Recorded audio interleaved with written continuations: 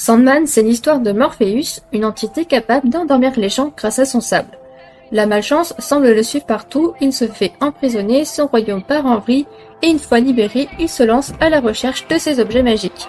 Au fil de ses aventures, il croise d'autres entités comme la mort, Lucifer ou encore son ex Calliope, retenue prisonnière par un écrivain en pleine inspiration. À la fin, Morpheus, qui est aussi l'incarnation du rêve, parvient à vaincre ses ennemis et à reconstruire son royaume. La série regorge de références culturelles et mythologiques. À un moment, on aperçoit une statue de Bouddha. L'architecture extérieure du palais de Lucifer peut rappeler la place Saint-Pierre du Vatican. Et quant au collier porté par la mort, son pendentif est une croix, donc un ancien symbole égyptien. On retrouve aussi les parcs qui, dans la série, sont un mélange des moires, autrement dit, trois sœurs qui tissent le destin des mortels dans la mythologie grecque, et Hécate, une déesse de la magie souvent représentée sous trois formes, la jeune fille, la mère et la vieille femme. Au-delà de la fiction et du mythe, le rêve est aussi un objet de réflexion pour le sociologue Bernard Lahire.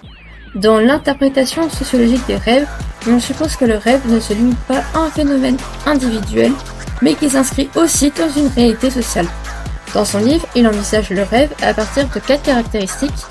1. Il est influencé par notre passé, entre guillemets incorporé, c'est-à-dire en gros par nos expériences de vie.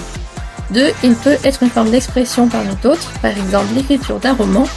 3. Le rêve est une communication avec soi-même. Et 4. Il nécessite des compétences, par exemple savoir raconter une histoire.